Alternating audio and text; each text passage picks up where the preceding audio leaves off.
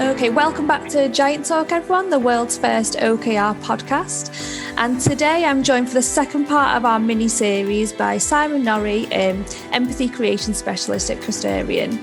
In our first podcast episode, we discussed purpose and disruption from the organisation's point of view, and we want to flip it on its head today. So we're going to look at it from an employee's point of view, and why and what organisations are potentially missing. So Simon, great to have you with me again today. Do you want to just recap kind of for our listeners that anyone didn't join us for the first episode on your background? Yeah, absolutely. And again, thank you for the opportunity there, Be Giants, for this. So I think from my point of view, Custarian, and I'm a co-founder of Custarian, was formed really around trying to make work better for colleagues in organisations. And we're very focused on creating alignment between why business exists, the purpose, and the outcomes that the colleagues are creating. And we very much want to tap into colleagues as being the most sort of underutilised resource in a business. And we come from a business background. We've run directorates in companies as well. And we always thought it was interesting that quite a lot of change was done to colleagues rather than with colleagues. So very much my role within there is to look at the ability to bring colleagues and why people in business do what they do. So that's my background. Perfect, thank you. So we'll dive straight into today's conversation. So first off, a growing number of employees who are forced to work at home, obviously kind of what's gone on this year, and who struggled in the early days of lockdown, now don't actually want to go back to the old ways. So what struggles do you envisage for employees in voicing this to their employers, and any tips you could kind of offer for those people? Yeah, so I think, and we talked in the other podcast about some of the stats that float around to do with the amount of people who genuinely can and do want to work from home. And these figures are more, want to. There's a whole lot of logistics issues why people can't work at home. They might be in single bed flats, etc. But there's only sort of 7 to 12% of people actually do enjoy working from home at any point in time. The bit we didn't share before on that, they tend to be of a slightly older profile as well. So they've got reasons why they might have already got a career and be doing something else, but they will work from home on an ongoing basis. I think from my point of view, in terms of colleagues trying to voice some of the issues they've got, you've got to look at how companies traditionally try and engage with their colleagues anyway. And it's relatively recently that people have sort of texted away from town hall type briefings or just issuing newsletters to people or running through some sort of objective process. And a lot of them haven't got the sort of the processes and systems they need to try and understand and listen to the colleagues. And they were really reliant on getting feedback through the supervisory and management teams.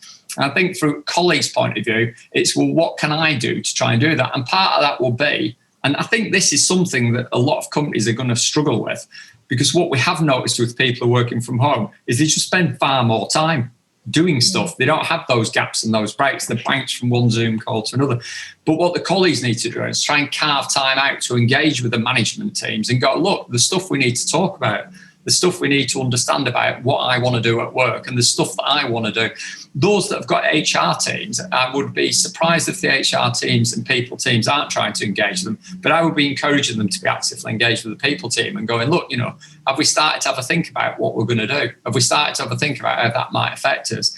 And we started to have a think about how we may want to work, and to start trying to take the conversation into the business. And that can be quite hard. A lot of companies have got a very much a downward push type culture when it comes to information. But I think for colleagues, it's about taking that information up. Clearly listening to this podcast, though, there'll be a number of senior managers and directors as well. And I would just say to them, your colleagues, you will be feeling a lot of this stuff yourself. You might want to think about reaching out to your colleagues and starting those initial discussions about, right, okay, this isn't going to last forever.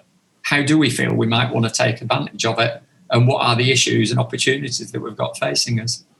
Yeah, and I think it's a good point.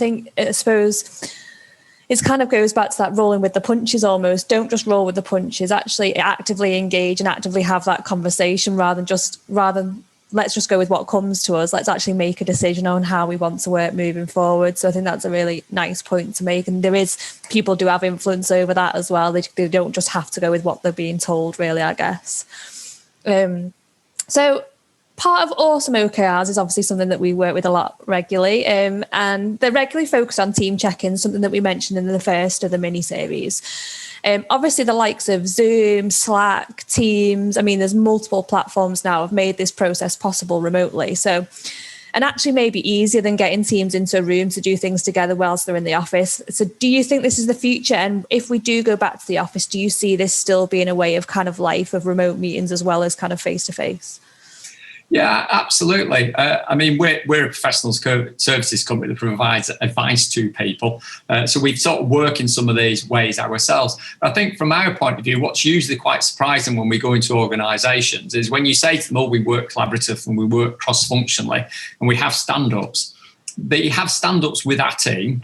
They work cross-functionally, meaning with people who are sat near them in the office, and they don't sort of really reach around organisations as well as they should. And I think, we've changed the way in which we do workshops as a consequence of this, and we're probably not going to go back to the old way of doing workshops. And by that, I mean workshops typically in our environment would have been 1 or 2 days long, but that's because of the logistics of trying to get everybody together. I think fundamentally to me, you'd go, right, how do we think about getting the most out of colleagues with the least waste, but use some of that free space to give them a little bit more time around what they're trying to do. And that's one of the things that isn't happening at the moment. People are getting bounced from Zoom meeting to Zoom meeting. But the principle of being able to get people to attend meetings in person or virtually, to increase the frequency of them but reduce the duration of them and focus on the outcome, is one that I think is here to stay. It's absolutely the right way to use the resource in an organisation. Yeah, and I think, like you say, it's a balanced approach to it, because I know, from my personal point of view, I know kind of I've done that. I've jumped from Zoom meeting to Zoom meeting to Zoom meeting, and I know you can come off and your eyes are just so tired because you've been on the screen staring at someone or yourself for the vast majority of a call. But I think you say the balance is absolutely what it's all about. So completely agree, and I think we'll see that a lot more in the future. I think for a lot of employees, there's maybe a sense of nostalgia for maybe what the office used to be like. So they kind of want to return to, like you say, what was before. So what considerations would you suggest to employees before they're kind of ordered to go back? So I suppose this is a mix of the first question and this question. So very much for me, again, my personal point of view, I kind of miss the office. I miss the kind of chat. I miss the being able to bounce ideas off people. So before people are ordered back, would there be any advice that you'd give to employees, I guess? So one of the things, and this is part of the sort of trying to understand why people do what they do. One of our philosophical approaches is organisations are like people, by the way, which is why we bang on about purpose, which is why we're aligned to OKRs. But at a more fundamental level, people like to keep safe. And the way people keep safe is they carry on doing the same stuff again and again, even when the outcome might not be one they desire. And that's a really interesting one. You end up into all sorts of psychological profile there if you're not careful. But within a business context, it's about trying to take a little bit of a step back and look at how you're working now and what of those bits you think are good and you'd like to keep, what of them you think are bad and you would like to get rid of them. So there's an opportunity to take a sort of third person view to your work life now and look at it and go, look, if I was looking at how I'm working, what are the good bits? What are the bad bits? How can I think about how I might be able to work in the future in a way that actually helps me feel better, enables me to contribute, and avoid some of the downsides and stuff that I don't like? And get yourself ready for that type of conversation. And as we mentioned at the top of this, either if people should come asking, but if at some point you might want to start pushing these types of information forward, because you will have a behavioural driver to go back to the way it was, and some of what was happening before you probably didn't enjoy. So it's to try and be clear about, well, those are the bits I didn't enjoy. And they're not massively sophisticated. Most people don't enjoy 2-hour commutes.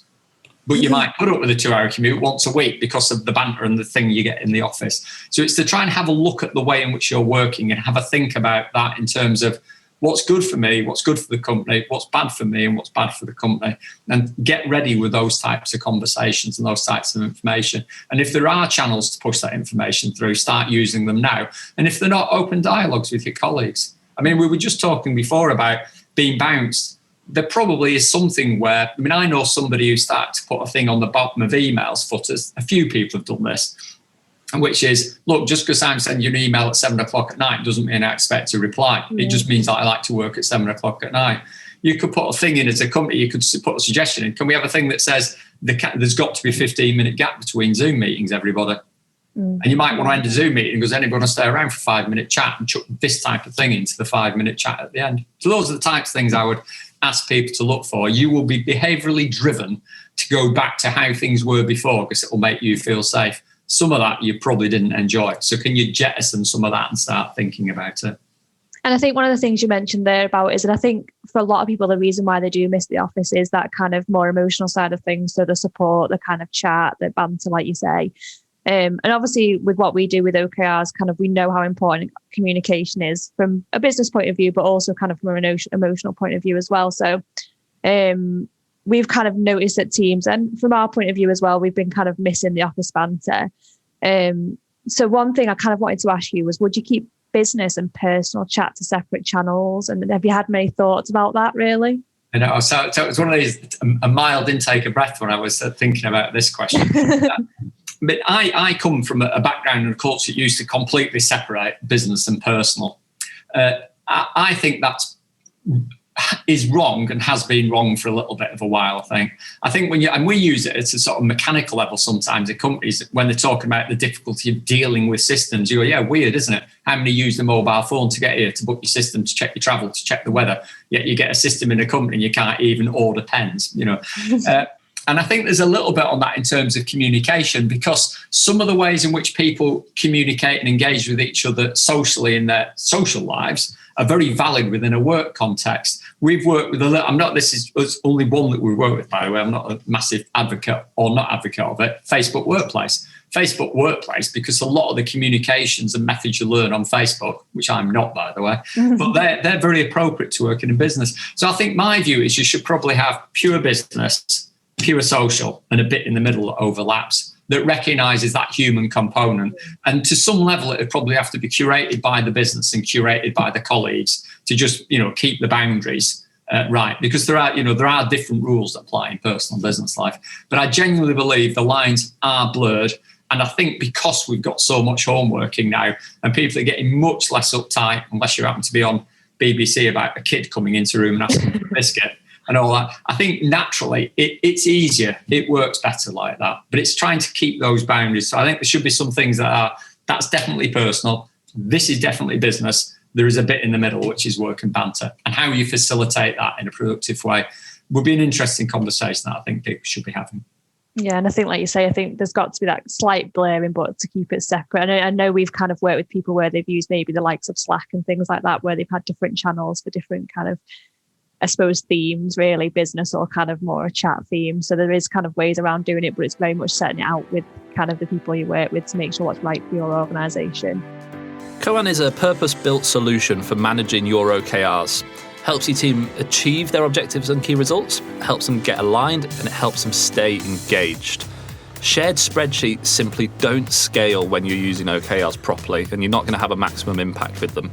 But with Koan, you can scale your OKRs right across your entire company, keeping your team super motivated and moving everybody in the right direction. Roger, what's one of your favourite features about Koan? So the thing that I really love about Koan, and have done ever since I first saw it, was how it really puts the conversation around OKRs at the heart of the system, and it really helps stimulate that, which obviously brings really good collaboration. They've got this reflections feature which helps individuals really prepare for the team conversation which is going to come up, where the collaboration is going to take place. So I that would definitely be the thing for me, which is the killer feature of the system. So one of the things we spoke about in both podcasts is kind of change we want to do. So do you think employees are being listened to, and how important is it that they are? Yeah, I mean, my fear is no. And it'd be interesting if people listen to this and go, yes. I think there was such a rush to get people home. And I mean, I worked closely with some people who were very much at the coalface of that. There wasn't really a lot of nicety conversations going on, I have to say. And I don't mean, deliberately trying to be derogatory, but it was literally, I need to get these 600 people home and I've got a week to do it. Oh, I've got no business. But equally, I think the colleagues understood that as well. They understood that, we have got to do this and we've got to deliver it as fast as we can. they've then come down to now going through a series of dips and troughs of various different lockdowns, etc. I'm not sure the focus has been on really trying to engage with the colleagues. And then you see the other stuff that's coming out, which is, the growing mental health issues that are starting to sort of surface. People starting to get worried, people starting to react badly. There's already some pushback states, but in the UK about us being forced to do what we're doing. All that doesn't paint a picture of being very well engaged about what the current consequences are of people working long-term from home. Interestingly, I do know some companies that have the option to have people coming back into the office, and for whatever reason, people are not doing it as well. And I don't know whether people should already be trying to sort of make sure these types of things are working, because they may not have the channels to listen to the colleagues remotely. So they probably should try and get something back within the safe guidelines, etc. But it's how do I listen to colleagues? Because I think a lot of the ways of doing it used to be because they're there and they talk to me. And if they're not, then they don't, and I don't hear them. Yeah, so if they don't say anything, they're kind of, they're fine because they're not saying anything. If they do say anything, they'll speak up kind of thing if they're not happy. So, I kind of get that point. So to move on to organisations a little bit and what we touched on from the first kind of podcast, do you think they have a better understanding of the value of home working options for colleagues now because of the forced situation they've been in this year? And in your opinion, are they managing the situation, expectations, and most importantly, probably considering the personal challenges and circumstances? So obviously every employee has a different home life, a different kind of home office life. So do you think the organisations that you've worked with, is that more of a consideration now than it ever has been? Yeah, I think we're definitely seeing signs that people are starting to consider it. And one of the things that I think is worth us taking a little bit of a stop and reminding ourselves is that at the end of the day, people are people, and everybody's being put through this mill. Somebody did a post once, which I'm not going to name, but was talking about can't get all the contact centre and don't understand I've got something important to do. I think it's like changing bank passwords. And I put a comment back, which was, you do understand that they're subject to COVID as well. Just because you don't work in a contact centre doesn't make you not prone to COVID. But the supervisors, managers and directors are still in that same boat as well. But I do think they're starting to now understand it, and they have seen the value of working from home. Some of the things that you get in terms of better collaboration that happens faster, that you get to better outcomes quicker, and that you do it. And if you put I've got a massive head office over, which costs me a load of money. If you put having them working in disparate teams, I am saving myself all the travel time. I'm saving myself all the rest of that. So I think they're starting to understand it from a mechanical point of view, how it works, and they're starting to think about how that might work. The thing that I worry is that within that, what they haven't yet worked out is, has that collaboration happened because they haven't got the management controls in to not let it happen? So did this happen because that was the only way they could get it to work? So they've had unmonitored teams working together. People have been able to stand up things. So I think there's a recognition and a starting an understanding of, rather than spending the time thinking, how do I want it to be in the future? So I think they're at that sort of nascent stage of going, God, we can't keep this going forever. We've got to do something different. Some of it works, some of it doesn't. Not really very sure which bits of all that and how it will fit together. Just something I wanted to add to that, and I suppose a question to put to you. Do you think that organisations are in any way worried about employees in terms of the hours they may be working at home because they don't have that cut-off with being home and office-based? Yeah, I mean, I think they are, but there's an interesting one, is it? And again, this partly comes out because I work in a professional service environment and you do whatever hours you need to, but I've not always worked in professional services. I've run marketing teams in business before. But I think it's easy to turn a blind eye to people who are working long hours, because in the good old days, you used to walk out of the office and go, why is Jenny still here? And you might wander over and go, what are you still doing here? And if it happens for 7 days on a trot and you go, what on earth are you doing? Now, are you really even aware? Are people running reports on how much time people are spending on? And actually, I'm aware that some people, not at a personal level, but they're starting to look at the amount of times people are on meetings and things like that. So, yeah, but I think they're starting to be. But I think there's a concern, but it's easier to probably not take it front of mind. Whereas it was very easy to take it front of mind if you notice people burning themselves out at a desk. And there's plenty of evidence that these things are happening. People have taken the 2 hours of safe commute. They've not invested it in time with the family. They've invested it with more Zoom time. So those are the types of things. And we talked before about, well, if we know you're only productive for 25 minutes, why are you setting up 1 hour Zoom calls? And why are you setting up Zoom calls at 7 o'clock when you know somebody started work at 7 a.m.? All those things I think are probably going on and just need surfacing some way or somehow. Yeah, interesting. Thank you. So one thing I wanted to touch on now is kind of change when teams are split, because obviously teams aren't together in the vast majority of cases at the moment. So what kind of advice would you give on how to maybe onboard a change, or would you just say kind of roll with the punches, kind of this is it is what it is? But obviously you don't want employees to feel like bystanders that are being dragged along. So kind of what advice would you give in that circumstance, I guess? Yeah. I mean, I think this is very much a evolving phase. The core of all good change is good project management. The core of all good project management is to basically run a program, have a series of actions assigned to people and hold people to task. There is an argument that that's actually perhaps being made easier rather than harder. Right? Because obviously you can do all of that remotely, and you can send your reports remotely, and you can make sure you've hold people to account, you can have them on meetings. The thing that's more difficult too, though, is within those environments, a lot of it was still around personal presence. It was still around being there to start managing the change. It was still around trying to understand what it was that people were doing. And you would do that by engaging or talking to them or visiting them or wandering over to the desk. So I think the sort of core components of change are probably as easy, if not slightly easier than they were. The mechanics of program and project management are probably as easy as they were. The bit around cajoling and holding people to task and how you actually get them to do what they're meant to do by when they do it, that I think has probably become a lot harder, particularly in organisations that didn't have some element of homeworking or some element of program or program changing in the first place. So if you wouldn't normally do change through a project type approach, if you didn't normally have some sort of homeworking component, you've now layered a level in which might make it extremely difficult for you to get anything done. And might be one of the reasons why people are running back-to-back meetings, because there's this, it's presenteeism by Zoom, isn't it? Yeah. If they're on a Zoom call, I know where they are.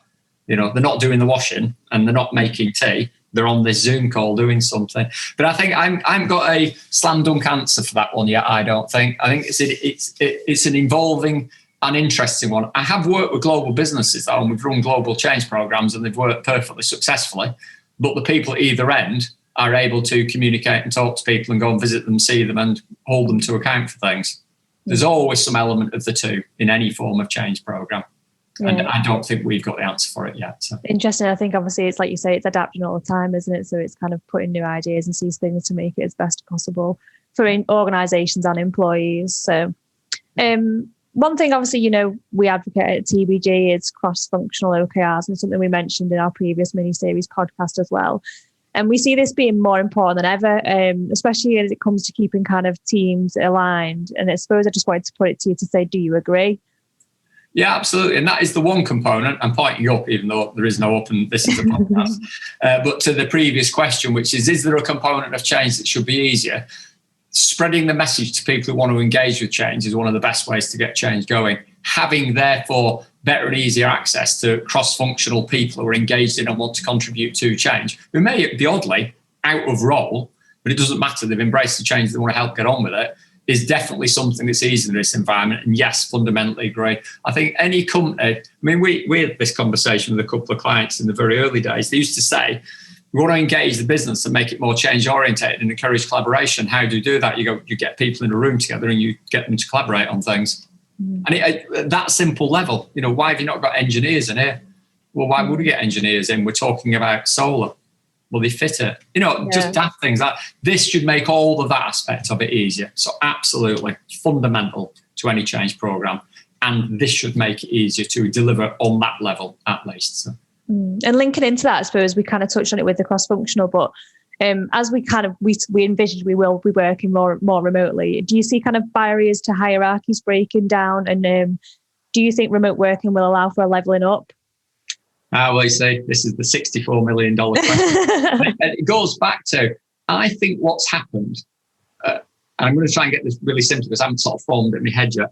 When you talk about most organisations, if they've got any scale at all, there's usually a discussion about, there's the directors and then there's us. And then there's a manager sat in between, desperately trying to manage the chaos that goes on in it. And they've managed primarily through presenteeism, etc. And I think that's created a natural hierarchy in an organisation that people may or may not want. I don't know. When you look at sort of what's happened here and will it bring out, what you're saying is, right, if you can't manage through presenteeism, And what we need is a stronger sense of purpose. And that your job is to try and help the colleagues engage with that purpose and deliver to it. You're sort of flattening out things quite quickly. You remove, because then the managers aren't there to manage. The managers are there to enable. The managers are there to help. And the managers are there to encourage and skill and contribute. And it changes the dynamic of the team. And I think that's probably one of the more interesting things. I haven't got a massive answer for it yet, but I just think when you look at how companies usually manage, then what they're doing is the management team, including supervisors, are filling a gap. And they're spending the time trying to sort of second guess what was going on. Going forward, what we've created here is we've taken all that away. These people need another role. They're probably not going to come back to a role which is everybody's in the organisation all the time. So you're going to have a real think about what the role of management in an organisation is. And I think it's about to enable the colleagues to understand and deliver the purpose of the organisation, which should be clearly expressed in the framework through a mechanism such as OKRs. And I think that's a really exciting thing that I've probably not explained very well. But I think for the companies that want to get on, that definitely will be something that is a massive opportunity for them. And there's loads of evidence that companies that perform better, achieve better and deliver through disruption better are flatter, more agile companies anyway. They're the ones that went into this better and have come out of it better. So if there's a lesson to embrace, your managers should be enablers. They shouldn't be managers and controllers of things, I think. Perfect. And you've done my job for me again, because you've done a great final thought there again.